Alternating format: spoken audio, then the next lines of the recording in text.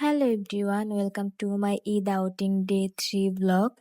So ঈদে আমার main dress পরে কোথাও যাওয়া হয়নি, আর কোথায় যাব সেটাই চিন্তায় পড়ে গিয়েছিলাম। এত পরিমাণে আমার ঢাকা শহর ঘোরা হয়েছে যে অ্যাকচুয়ালি কোথায় যাব ঈদে সেটাই বুঝতে পারতেছিলাম না। আর যেখানেই প্ল্যান হয় সেখানে অনেক ক্রাউড থাকবে, আর ক্রাউড প্লেসে যেতে একদমই ভালো লাগে না।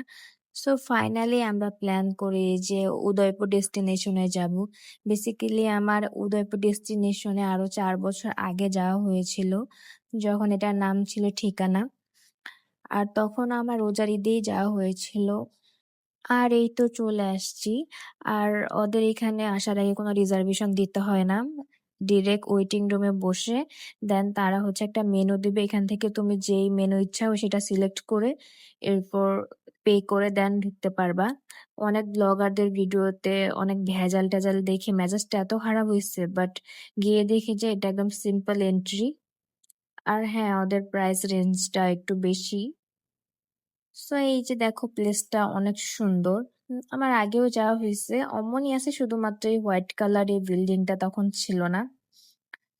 বাট আসলে অনেক সুন্দর। আর তোমরা যদি যাও তাহলে যত তাড়াতাড়ি সম্ভব সকালেই যাওয়ার চেষ্টা করবা, কারণ দুপুর হতে হতে অনেক মানুষ এসে পড়ে, অনেক ভিড় হয়। আমার আরো সকালে যাওয়ার কথা ছিল, বাট আনফর্চুনেটলি আমি একটু লেটই করে ফেলি। বাট তাও অত মানুষই পাইনি। আর যেহেতু ছবি তুলতে যাব, ভিডিও করতে যাব, সো মানুষ কম থাকাটাই আসলে বেটার। সো তোমাদের জন্য প্রেফার করব যে আগেই যাও। অ্যান্ড দেন আমি হচ্ছে খাওয়ার জন্য চলে যাই। এই ছিল তাদের ফুড কোর্ট। তারা হচ্ছে একটা টোকেন দিয়ে দেয়, যেটা দেখিয়ে এরপর হচ্ছে খাবারটা নিতে হয়। দেন আমরা বসেছিলাম, একটু পরে আমাদের ফুড চলে আসবে। আর এই দেখো, এটা হচ্ছে তাদের ফুডের কোয়ান্টিটি এত কম আর এত হাই রেঞ্জের প্রাইস ছিল। যাই হোক, খাবারটা এভারেজ ছিল, অত খারাপও ছিল না, অত মজাও ছিল না। এখানে বিক্রমপুরী স্টাইলেও একটা বাড়ির মতো করা হয়েছে যেখানে যাই। এটাও খুব সুন্দর, এটাও অনেক আগে থেকেই ছিল যখন এটার নাম ঠিকানা ছিল।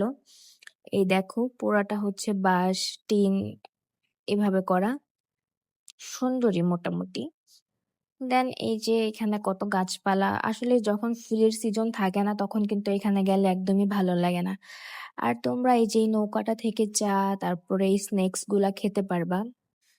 আর আমি যেহেতু কালকে গিয়েছিলাম, অ্যাকচুয়ালি এত গরম ছিল, এত রোদ ছিল। আর এখানে অলওয়েজই এত গরম লাগে, মনে হয় পুরাটা খোলা এরিয়া দেখে।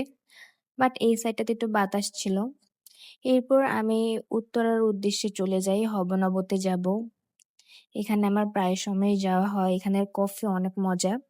স্পেশালি সুশি খাই না অনেকদিন ধরে, যেটা ট্রাই করার জন্য গিয়েছিলাম। অ্যান্ড ফাইনালি আমার সুশি এসে পড়ে। এরপর এই তো খাচ্ছিলাম, অ্যান্ড আমি ওয়াসাবিটা অনেক বেশি খেয়ে ফেলি। আর ওয়াসাবি খেলে যে কি একটা অবস্থা হয় তোমরা তো জানোই, লিটারেলি ভেতরে সব ফেটে যাচ্ছিল। দেন আমি পাইনাপেল কটন চিজ কেকটা খাই, অ্যান্ড কফি তো খাবই। দেন এখান থেকে বের হয়ে আমাকে এই কিউট বেলুনটা কিনে দেয়, এটা এত কিউট ছিল। সো এই ছিল আজকের video. Thanks for watching everyone, আল্লাহ হাফেজ।